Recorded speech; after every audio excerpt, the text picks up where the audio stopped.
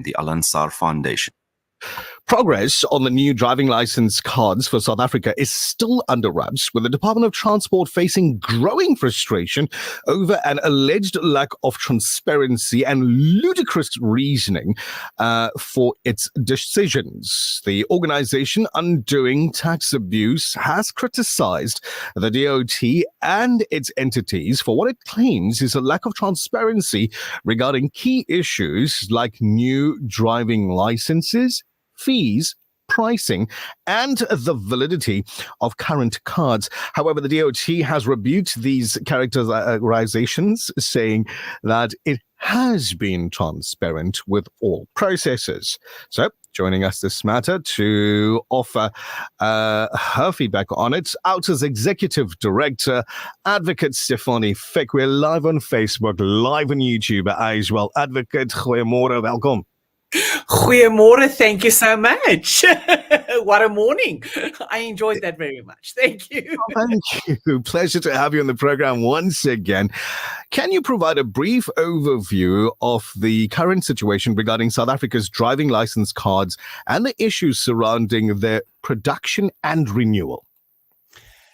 So currently, your driver's, let me start there. In terms of our legislation, your driver's license, the fact that you can drive a car, is forever, unless it's suspended, unless you were naughty and you were driving drunk and a court takes away your license, you have a license for life. The only thing that you need to renew every 5 years currently is that driver's license card. Now, what we've said in the past is why 5 years? If you look at a little bit of research, you'll see that, up in Africa and other countries that, as an average, driver's license cards are renewed 8 years, 10 years. There's some countries 15 years. But as an average, can't we renew our driver's licenses cards between 8 and 10 years? And I think you will agree with me, and motorists will agree with me, one of the reasons this question comes up is because of the inefficiencies. I mean, the fact that you have to go stand in a queue for, if you're lucky, a few hours, otherwise it's days, and you have to do this every 5 years. We don't have the time. And then, during COVID, don't know if you will remember, the driver's license card machine was broken. So there were so many driver's license cards was that, the production thereof was falling behind. So people were driving around.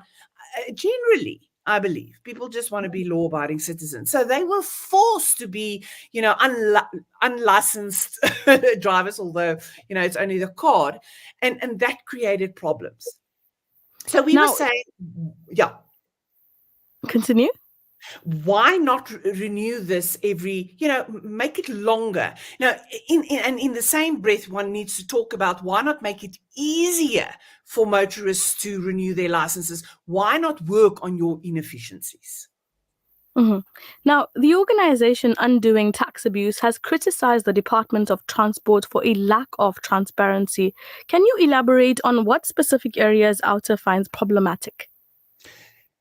Firstly is, when we did our research and we asked the department, they came back and said they have done some research. So RTMC has done some research and it shows that it's 8 years. So we said, can we see the research? And to this day, we haven't seen the research. And then the second bone of contention is the fact that the driver's license card machine, that tender has been out for so many times. I mean, the last time it was last year and it was still not awarded. And very interestingly, just heard in Parliament that that organization doesn't have money in order to, buy the machine or whatever, and that there's a little bit of problems and that it must all go to RTMC. And we've also asked, but why is it taking so long to renew? We've heard the Transport Minister saying April. And then it was July. There's always these promises. And just thirdly is, if you renew your driver's license card and your motor vehicle license, you pay fees. And what we wanted to know is, how are those fees calculated and who gets what? And to this day, no information. As a final question to you this morning, with Barbara Creasy recently appointed as Minister of Transport, what changes or improvements are we expecting, do we expect in the handling of these issues? Well, hopefully, firstly, she will go look at the reasoning we've received lately of why we need to now, the renewal is back to 5 years because people get diseases, I don't know, and all of a sudden you can't see. So, is to look at that.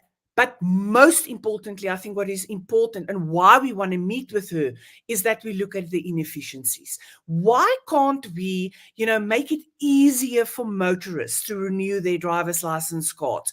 Why can't we be more efficient? If you look at Outa, which is such an elaborate scheme, that's how you get your tickets, and it's government's inability to make sure that the processes are in the best interest of the people, that the money they need to pay is in the best interest of the people. We are wondering if this, backtracking of 8 years back to 5 years has got something to do with the card machine, and somewhere someone is probably want to make a bit more money.